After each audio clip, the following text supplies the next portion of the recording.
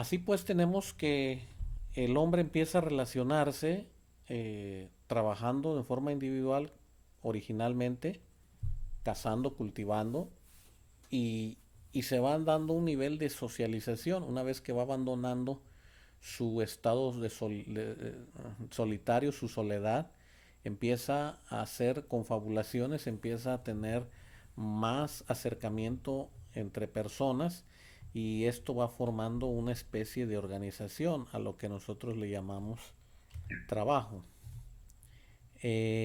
Posteriormente tenemos que se dan las tribus donde hay una distribución más ordenada del trabajo. Se empieza a hablar de uno de los principios básicos de la administración, como lo es la división del trabajo. La división del trabajo no es otra cosa en la que ya no trabajan todos para el mismo lugar, sino que se dividen las tareas, se comparten las tareas y empiezan entonces a ser colaborativos y logran eficientizar los tiempos porque al repartirse las tareas se puede llegar mejor. Esto es igual que como cuando hacemos una piñata.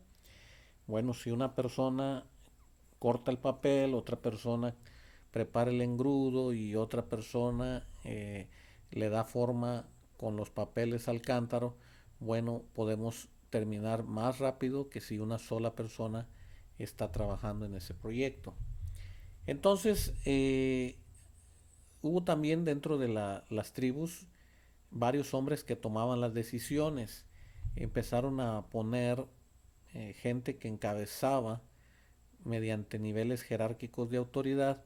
Empezaron a poner jefes de tribus que representaban la deidad, la soberanía de la tribu, el líder de la colonia, era el que decía qué se hacía, qué no se hacía, incluso llegaba a dictar leyes y normas que podían permitir el crecimiento y el desarrollo de la administración. De hecho, en este concepto de tribus, ustedes van a encontrar que hay muchas clases de liderazgo y hay también muchas clases de barbarie, donde líderes fueron grandes líderes en sus tribus, grandes cazadores, grandes conquistadores y otros que se dedicaron a subyugar a quienes estaban bajo su autoridad.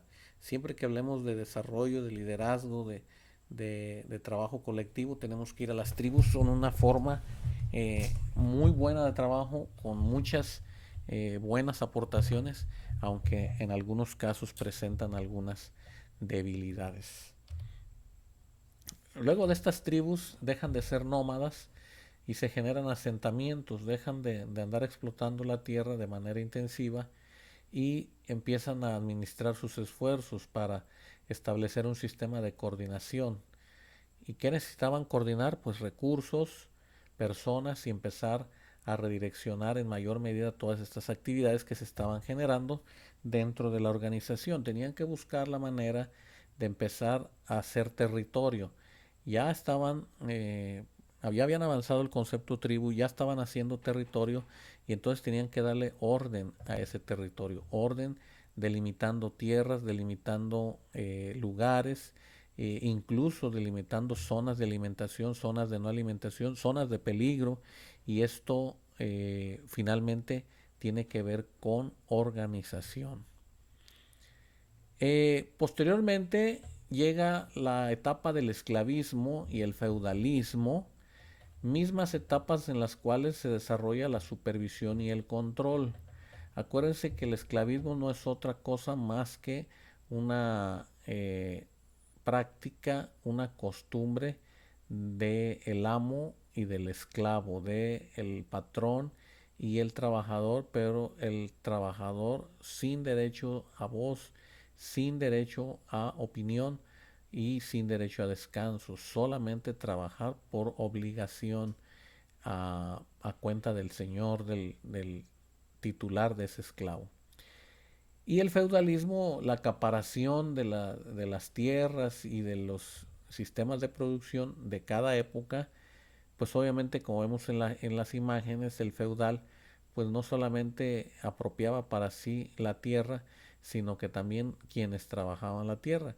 y cuando se debilita el sistema feudal aparecen los artesanos y los patrones, que en este momento los patrones eran los que mantenían el capital, los artesanos los que ejecutaban los oficios, y también estaban los aprendices de los artesanos.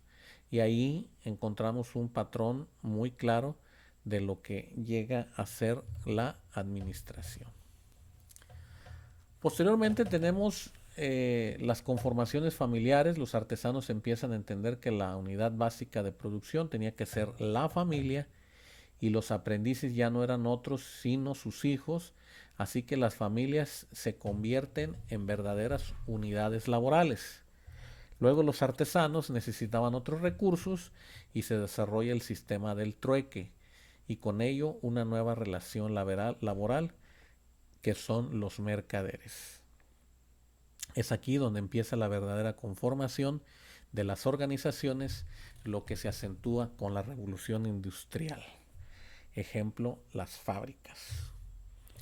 Bien, y con este sistema de producción que estamos mencionando en este momento, vemos un segundo enfoque. Hasta aquí quiero que ustedes vayan haciendo un juicio muy general en el origen. Vean cómo vamos de la filosofía de los griegos, pasamos por la revolución industrial, vemos que después del paso de la revolución industrial empieza a haber organización, y empezamos a ver organización en la forma de vida, en el estilo de vida de la humanidad, y entonces ahí entendemos nosotros que en cada proceso, en cada tiempo, en cada periodo encontramos presente la administración en cada una de las formas en que puede ser presentada.